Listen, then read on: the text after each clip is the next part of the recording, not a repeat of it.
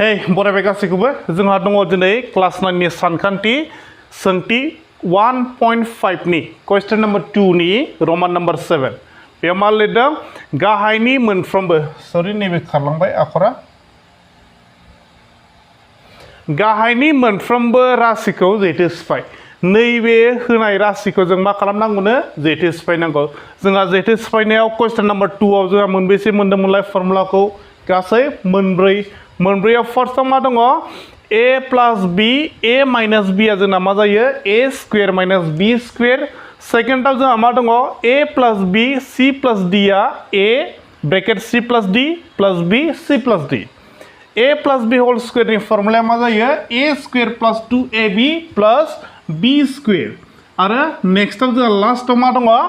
a minus b whole square equals a square minus 2ab plus b square नैबे formula मोनब्रैखौ मुखस्थ' लायोब्लानो जोङो सोंथि 1.5 नि question number 2 खौ आरामै इजिलियै जोङो बेखौ सल्भ खालामलांनो हायो आरो स' जोंहा बेयाव मा दङ जोंहा नैबे फार्स्टनिजों मिलायनाय नामा बेखौ नायग्रोदो मिलायनाय नङाना मिलायनाय नङाब्ला जोंना फर्मुलाया नैबे बाहायजायो बे मिलायाखै मोननैजों मिलायलायाखै स' जोङो नैबे फर्मुलाखौ बाहायगोन आरो नैबे क्वेश्चन नम्बर रोमान नम्बर 7 आव क्वेश्चन नम्बर 2 नि रोमान नम्बर 7 आव जों बबेखौ बाहायगोन a plus b c plus d equals a c plus d plus b c plus d जों बेखौ बाहायगोन आरो स' जोंना फार्स्टआव बेखौ जुदि गोरा मोनदोंब्ला डाइरेक्टलि बेयाव फैदो जुदि एखे नङाब्ला जोंहा नैबे फर्स्ट ब्रेकेटनि फार्स्टनिखौ नैबे फर्स्ट ब्रेकेटनि फार्स्टनिखौ मा दङ बेयाव 2 दङ बेयाव 2 खौ लिरदो 2 दङ नालाय 2 खौ लिरबाय बेखौ दोनथ'दो दाना नैबेखौ खेबसेनो लिरदो बेयाव मा दङ 4 दाजाब रुट 6 4 दाजाब रुट 6 जों एखे लिरबाय आन्दायनाङा जोंथ' नैबेखौल' लिरदोंमोन बेयाव दा जोंना मा दंबावो नैबे मोननैजों आग्लायनानै दंबावो प्लास दङ मोनसेया रुट 6 प्लासखौबो लिरबाय रुट 6 खौबो लिरदो ओमफ्राय दा नैबे लिरनायखौ आरो खेबसे लिरबावदो स' जोंना बेयाव मा दङ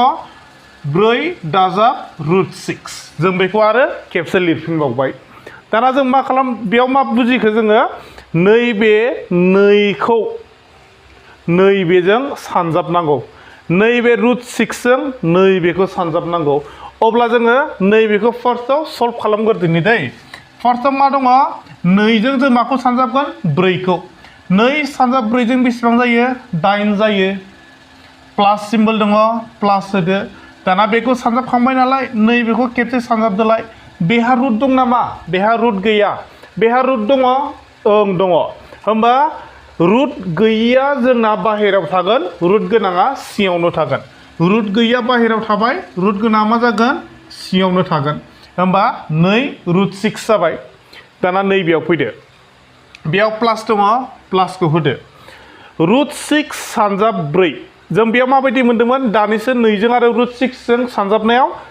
2 माने रुट गैयिया बाहेरायाव थादों रुट गोनाङा सिङाव थादों अब्ला बेयाव रुट गैयियाव बे 4 होमबा 4आ मायाव थागोन जोंना 4आ बाहेरायाव थागोन 4आ बाहेरायाव थाबाय बेयाव मा दङ रुट 6 स' जोङो रुट 6आ जोंना सिङाव थागोन आरो दा बेयाव मा दंबावो आरोबाव प्लासजों मा जायो प्लास जायो बेखौ लिरदो रुट 6 सानजाब रुट 6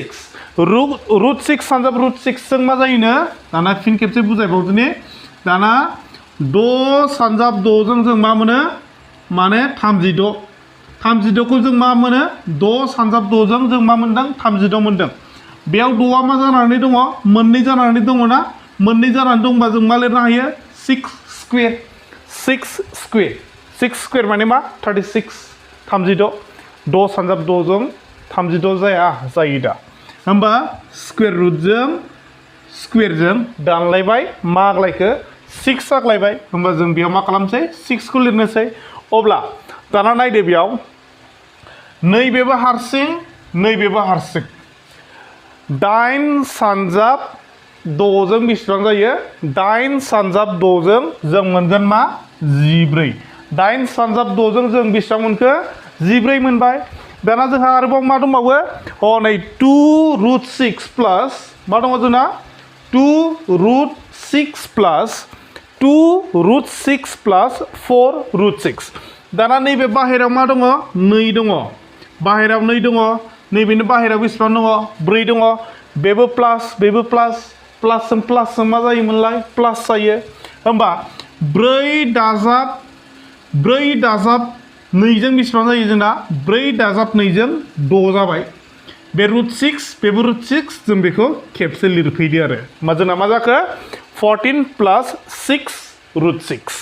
बेनि सल्युशना बेनो जुदि बुजियाखैबा फिन खेबसे नायफिननानै बुजिनानै लानो हागोन गोजोन्थों